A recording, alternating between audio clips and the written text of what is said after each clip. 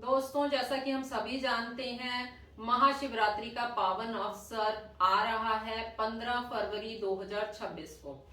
आज इस वीडियो में मैं बात करूंगी महाशिवरात्रि के ज्योतिषीय पहलू की।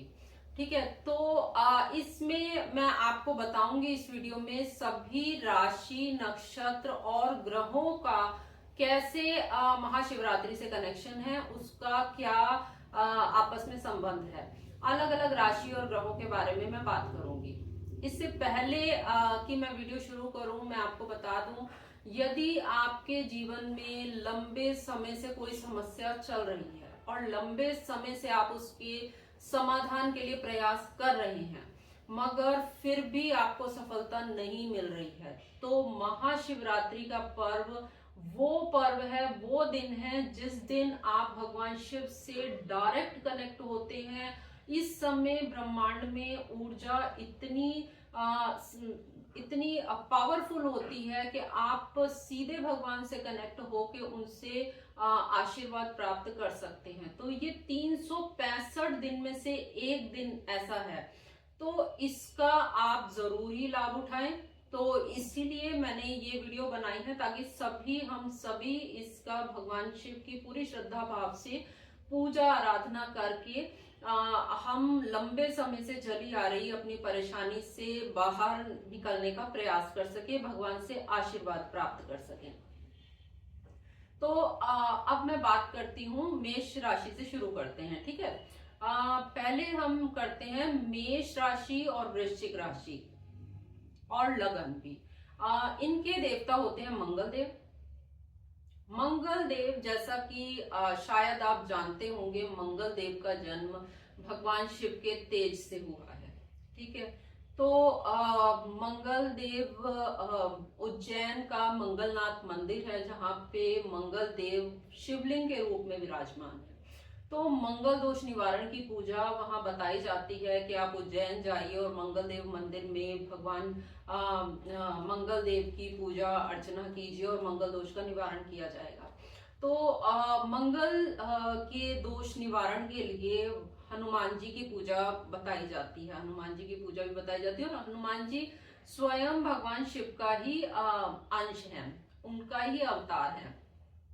तो आपके यदि आपका मेष राशि यानी एरिस और वृश्चिक राशि यानी स्कॉर्पियो है या फिर ये लगन है आपका, तो आपको भगवान शिव की आराधना पूजा महाशिवरात्रि पे पूरे मनोभाव से अच्छे से करके, साथ में जो आपको शिवलिंग पर जरूर चढ़ाना है वो है लाल पुष्प। ठीक है, कनेर का लाल फूल अगर चढ़ा देंगे तो वो और भी अच्छा है, नहीं तो कोई भी मगर लाल फूल आपने चढ़ाना है।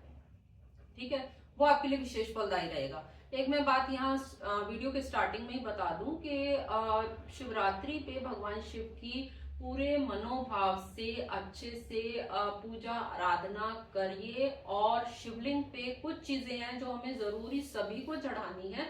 यहाँ जो मैं हर राशि और नक्षत्र के हिसाब से बताऊंगी वो आपको जिस राशि और नक्षत्र के लिए बता रही हूँ उन्हें जरूर चढ़ाना है। ठीक है, बाकी कुछ चीजें हैं जो कॉमन है वो सभी को चढ़ानी है। जैसे कि आप जल में गंगा जल डालिए, दूध डालिए, ठीक है, काले तिल डालिए।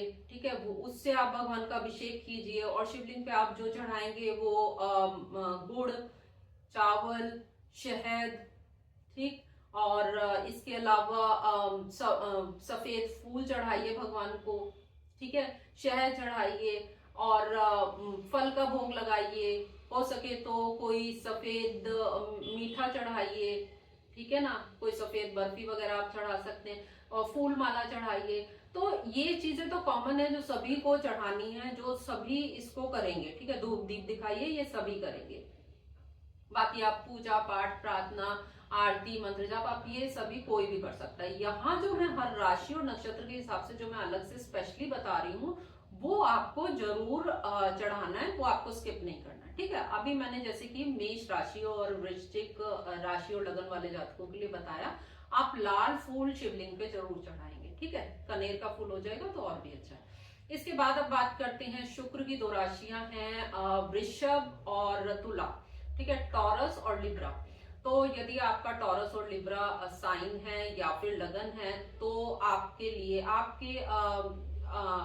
आपके लग्नेश बनते हैं शुक्रदेव। शुक्राचार्य, जैसे कि हम जानते हैं, उन्होंने भगवान, वो देवताओं के दैत्यों के गुरु थे। ठीक है, शुक्राचार्य दैत्यों के गुरु थे और उन्होंने भगवान शिव की कठोर आराधना, साधना, तपस्या की और उससे प्रसन्न होके भगवान शिव ने उन्हें मृत संजीवनी विद्या प्रदान की, जिसका उपयोग करके उन्होंने मृत संजीवनी क्या है कि मरा हुआ भी जीवित हो जाए।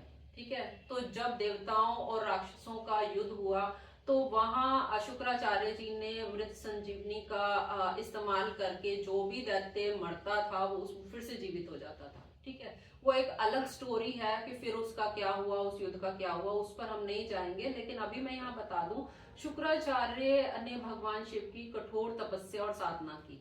ठीक है, तो यहाँ पे भी कनेक्शन हमें शिव जी से टॉरस और लिब्रा साइन वालों के लिए मिलता है। और टॉरस की अगर मैं स्पेशली बात करूं तो टॉरस का सिंबल है बैल, और यहाँ हम नंदी जी की पूजा आराधना टॉरस वालों के लिए बहुत शुभ फलदायी होता है। टॉरस वालों को जरूर करनी चाहिए भगवान शिव की पूजा आराधना, नंदी जी की पूजा आराधना। ठीक है, उनके लिए बहुत फलदायी रहती है।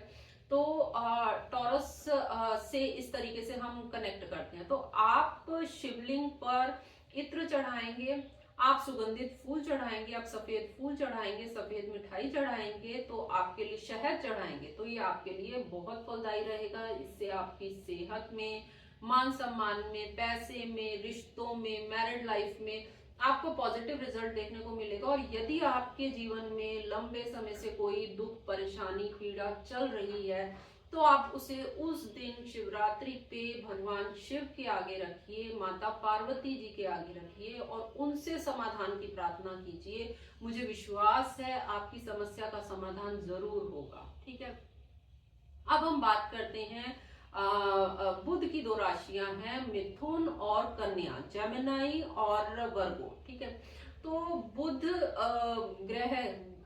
बुध के देवता हैं गणेश जी, जो कि शिव और पार्वती जी के पुत्र हैं।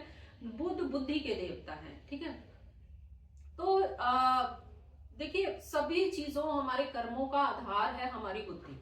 तो इवन जो हम डेली की पूजा पाठ करते हैं, हम भगवान से कुछ मांगते हैं, हे ईश्वर मुझे पैसा दे दो, मुझे नौकरी दे दो, मेरे को मेरे बच्चे का ये भला कर दो, हम कुछ ना कुछ मांगते हैं भगवान से। बजाय हम पर्टिकुलर चीज मांगने के, डेली की पूजा में हम ईश्वर से कुछ ना मांगे, सिर्फ मांगे सद्बुद्धि। हे ईश्वर मुझे सद्बुद्धि दीजिए, मुझे सही रास्ता दिखाइए और उस पे चलने की शक्ति प्रदान कीजिए। जब ये सब ईश्वर ने दे दिया, भगवान का आशीर्वाद हमें मिल गया, हमें सद्बुद्धि मिल गई, तो हम अपने कर्म हम सही करेंगे। जब हम अपने कर्म सही करेंगे और निडरता से करेंगे तो उसका रिजल्ट पॉजिटिव आएगा।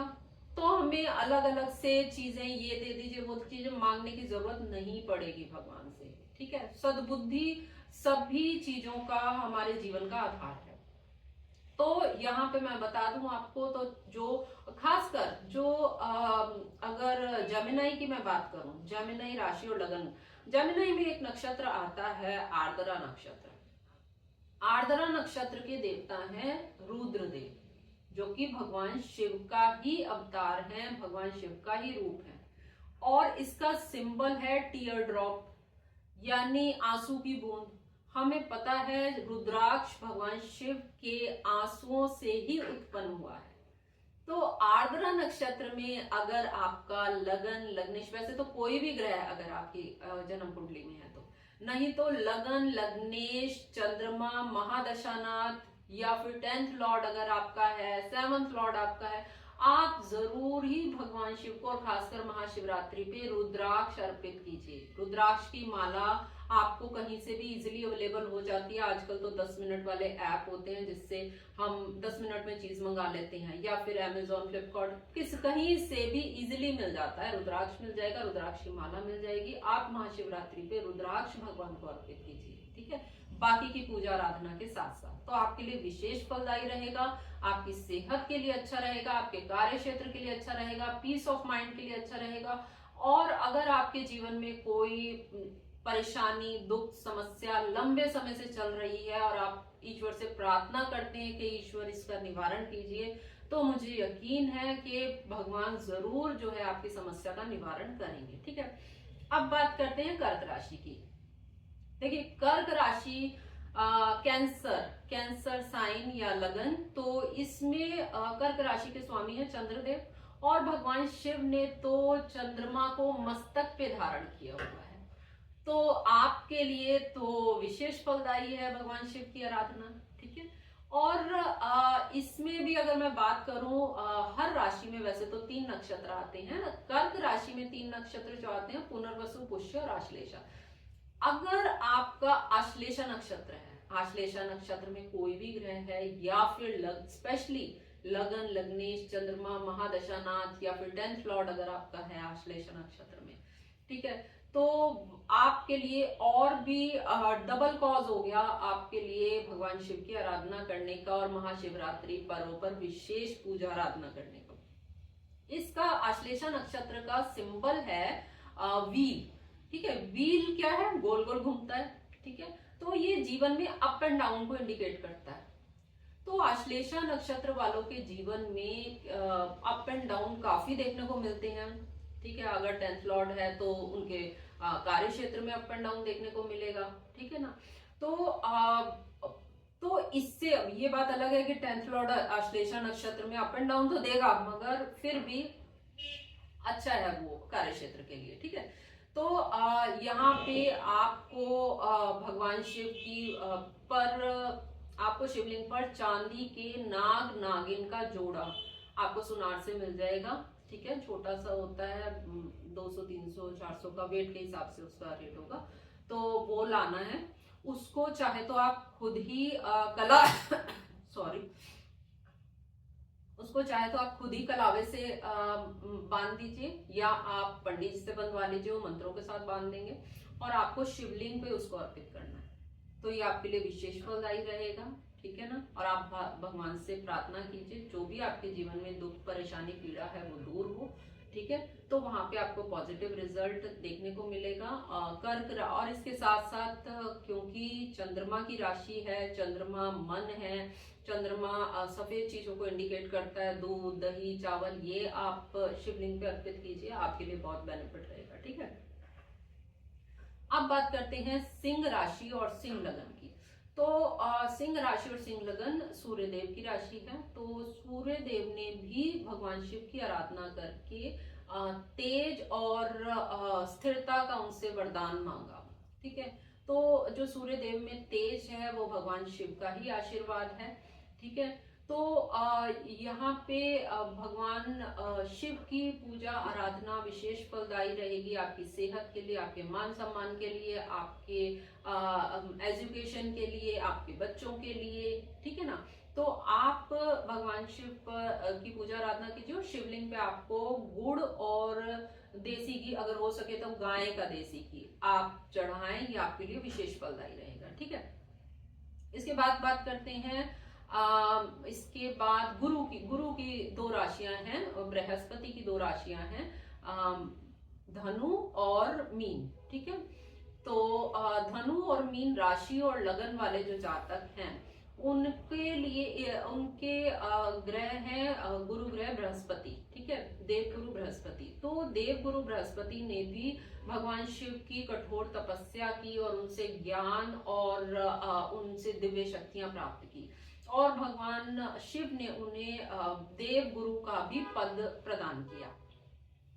तो यदि आपकी धनु या मीन राशि है तो भी आपके लिए भगवान शिव की पूजा आराधना विशेष फलदायी है। आप शिवलिंग पे बाकी चीजों के साथ साथ पीले फूल और केला अर्पित कीजिए, तो आपकी कुंडली का गुरु जो है वो मजबूत होगा, आपका लगन मजबूत होगा, आपकी सेहत अच्छी रहेगी, आपका कार्य क्षेत्र अच्छा रहेगा, आपका पीस ऑफ माइंड अच्छा रहेगा, आपके सुख समृद्धि में वृद्धि होगी, और जो भी कोई आपकी दुख परेशानी पीड़ा हो वो भी आप प्रभु से जरूर कहिए और उसके निवारण की प्रार्थना कीजिए। ठीक है, मुझे विश्वास है शिवरात्रि की इस पूजा के बाद आपके जीवन में पॉजिटिव रिजल्ट आपको देखने को मिलेगा, जो कि आप मुझे कमेंट करके जरूर बताएंगे। ठीक है, अब बात करते हैं शनि देव की। दो राशियां हैं, मकर और कुंभ। ठीक, अच्छा इससे पहले एक मिनट, मीन राशि में एक नक्षत्र आता है रेवती नक्षत्र।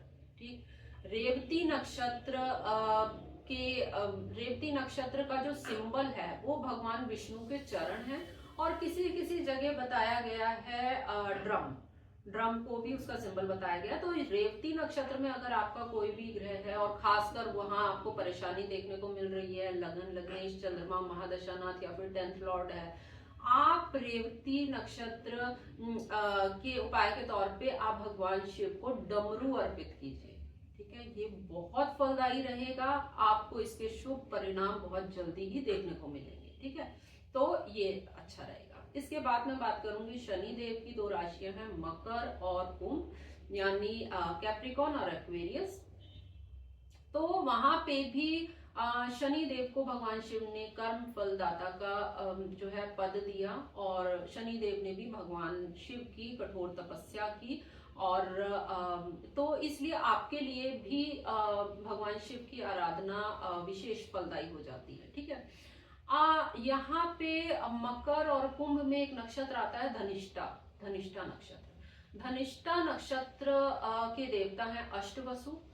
ठीक है, अष्ट वसु हमारे 8 वसु हैं, अगर आपने सुना हुआ हो तो, जिनका कहा जाता है कि इनका जन्म किसी बचे हुए कार्य को पूरा करने के लिए या किसी श्राप के कारण, कहीं कहीं इस तरीके की वर्डिंग देखने सुनने पढ़ने को हमें मिलती है कि किसी श्राप के कारण इनका जन्म हुआ है, यानी इनके जीवन में बहुत दुख, संघर्ष, परेशानियां लगातार देखने को मिलती हैं। तो वहां पे अष्ट वसु में से एक वसु थे भीष्म पितामह, जिनका जीवन हमें पता है, हमें सभी को पता है कि उनके पूरे जीवन में दुख, परेशानी, संकट, पीड़ा ये देखने को हमें मिली, अंत तक भी उसने पीछा नहीं छोड़ा। तो यहाँ इसमें धनिष्ठा नक्षत्र का जो सिंबल है वो है ड्रम। ठीक है, ढोल, ड्रम। तो यहाँ पर भी अगर आपका लगन, लग्नेश, चंद्रमा, महादशानाथ या 10th लॉर्ड है, तो आप भगवान शिव को डमरू अर्पित कीजिए। ये आपके लिए बहुत फलदायी रहेगा। भगवान से आप पूरे श्रद्धा भाव से पूजा पाठ आराधना कीजिए, भगवान से अपनी समस्या बताइए, आप अपने दुख परेशानी बताइए और उनसे प्रार्थना कीजिए कि हे ईश्वर, मेरी इस समस्या का समाधान कीजिए, मुझे यहाँ से बाहर निकालिए। तो मुझे यकीन है कि इस शिवरात्रि के बाद आपकी समस्या का धीरे धीरे समाधान होना शुरू हो जाएगा। जरूर ही प्रभु की कृपा, ईश्वर की आशीर्वाद आपको जरूर ही प्राप्त होगा। तो ये थी 12 राशियों पर मेरा एनालिसिस। ज्योतिष से इसे किस तरीके से महाशिवरात्रि को कनेक्शन है वो मैंने आपको बताया इसमें। अब मैं बात करूंगी एक नक्षत्र की जो ऑलरेडी महाशिवरात्रि के दिन पड़ रहा है, वो है श्रवण नक्षत्र, जो कि शनि के ही मकर राशि में आता है। ठीक है, कैप्रिकॉन राशि में आता है। तो श्रवण नक्षत्र के वैसे तो देवता भगवान विष्णु हैं। ठीक है, मगर क्योंकि ये शिवरात्रि पे पड़ रहा है, और श्रवण का अर्थ है सुनना। ठीक है ना, श्रवण उसमें कान का सिंबल आता है, सुनना उसका जो है वो अर्थ होता है श्रवण का।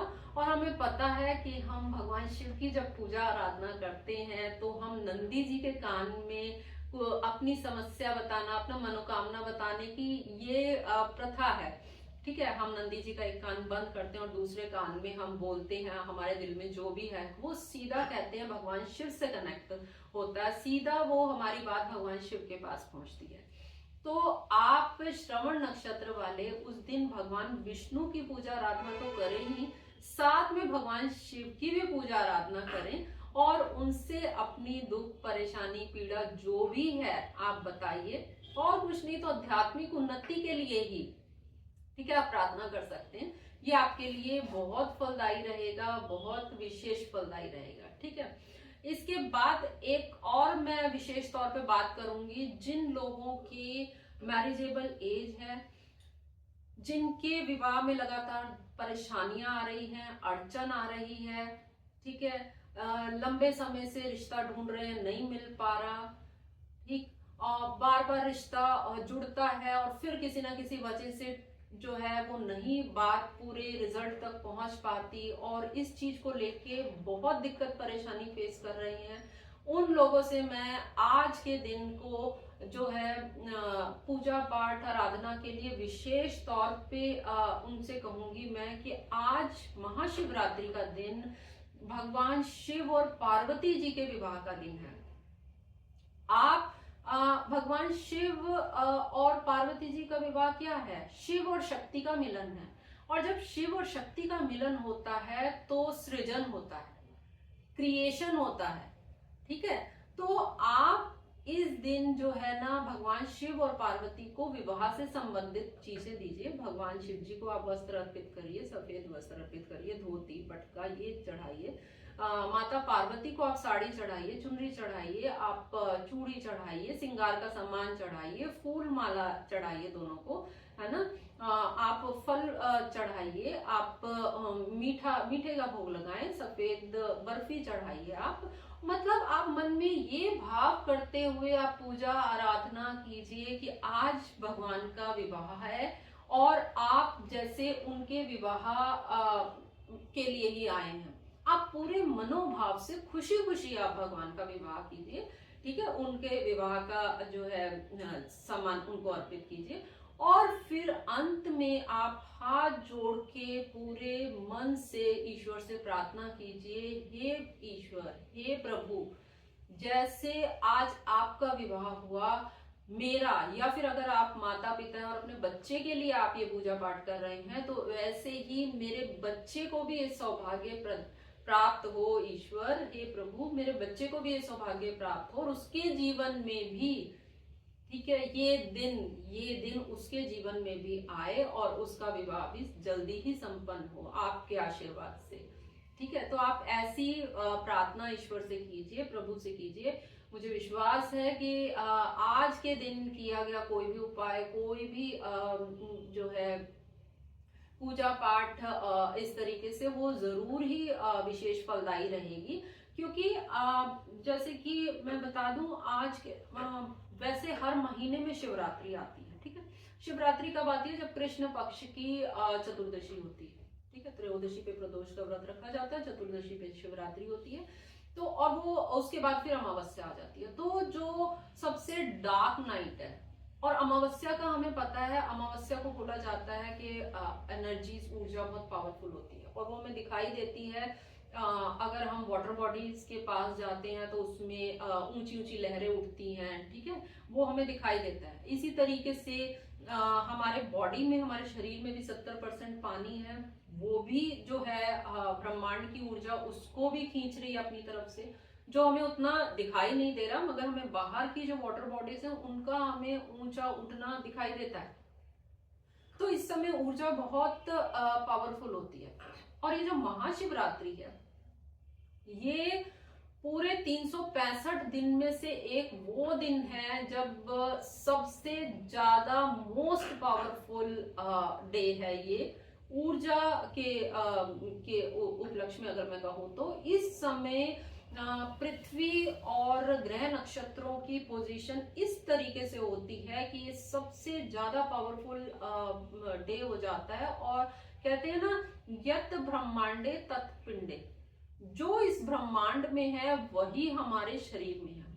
ये ब्रह्मांड 5 तत्वों से मिलकर बना है, हमारा शरीर भी 5 तत्वों से मिलकर बना है। तो इस दिन की गई पूजा आराधना विशेष फलदायी होती है। हमारा एक कनेक्शन स्थापित होता है ब्रह्मांड से और हमसे, ईश्वर से डायरेक्ट कनेक्शन हमारा स्थापित होता है, ठीक है। तो इसलिए महाशिवरात्रि पर की गई पूजा आराधना का विशेष महत्व है। और खासकर शिवरात्रि को बोला जाता है रात्रि।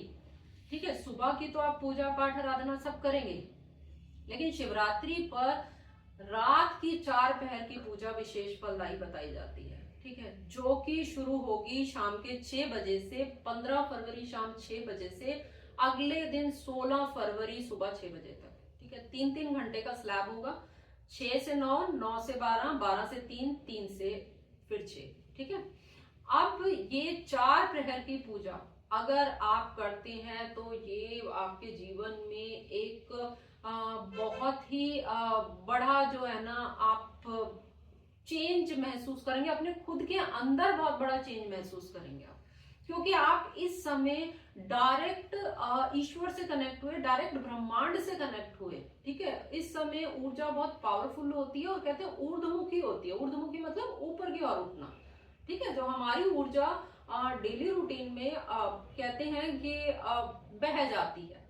ठीक है, हम सभी में लोभ मोह, ये फिर बात थोड़ी लंबी हो जाएगी, वहां नहीं जाते हैं, हम सिर्फ महाशिवरात्रि पर ही फोकस करते हैं इस वीडियो में। तो ऊर्ध्वमुखी इस समय जो है ऊर्जा होती है, और अगर आप भगवान से कनेक्ट होते हैं तो डायरेक्ट कनेक्शन उस समय स्थापित होता है। इस 4 पहर की पूजा में भी एक पॉइंट आता है जिसको निश्चित काल बोलते हैं, जो कि 1 बजे के आसपास आएगा। उस समय अगर आप 4 पहर का ना भी कर पाए, आप निश्चित काल का जरूर जो है ना उस समय उठ के भगवान की पूजा कीजिए, आराधना कीजिए, मंत्र जाप कीजिए। ठीक है, आप मेडिटेशन कीजिए, ये बहुत बहुत फायदेमंद रहेगा। और कुछ नहीं, आपकी कोई मनोकामना नहीं है, आपकी आध्यात्मिक उन्नति अगर आप चाहते हैं, आपकी आध्यात्मिक उन्नति, आप जो कुछ चाहते हैं, ठीक है ना, तो वो कनेक्शन स्थापित होगा आपका ईश्वर से डायरेक्ट। एग्जैक्ट टाइम 4 पहर का आपको पंडित जी बता देंगे, या अगर आपको पता नहीं लगता तो आप कमेंट बॉक्स में मुझे बताएं, मैं आपको वहां पे कमेंट करके बता दूंगी। ठीक है, तो ये बहुत विशेष फलदायी रहेगी। 4 पहर की पूजा अगर आप करेंगे तो बहुत अच्छा रहेगा। ठीक है, तो ये थी जानकारी महाशिवरात्रि पे ज्योतिष से इसको कैसे कनेक्ट किया जाए, और महाशिवरात्रि को कैसे आप जो है पूजा आराधना अर्चना अपने ग्रह नक्षत्रों के हिसाब से कर सकते हैं। आशा करती हूँ जानकारी आपको पसंद आई होगी। यदि आपको पसंद आई, आपको यूजफुल लगी, तो आप वीडियो को लाइक करें, चैनल को सब्सक्राइब करें और दोस्तों के साथ भी शेयर करें, ताकि वो भी इससे फायदा उठा सकें। और वीडियो से रिलेटेड अगर आपका कोई प्रश्न है, कोई जिज्ञासा है, तो आप कमेंट करके जरूर पूछें, मैं प्रयास करूंगी उसका उत्तर देने का। तो अब मैं वीडियो को यहीं विराम देती हूँ, अपने शब्दों को यहीं विराम देती हूँ। तो ये महाशिवरात्रि आप सभी के जीवन में एक बहुत ही सुखद अनुभव और सुखद चेंज लेके आए, आपकी बहुत जीवन में उन्नति, सुख, शांति, प्रेम, समृद्धि आपके जीवन में लेके आए, इसी मंगल कामना के साथ। जय श्री कृष्ण। ओम नमः शिवाय।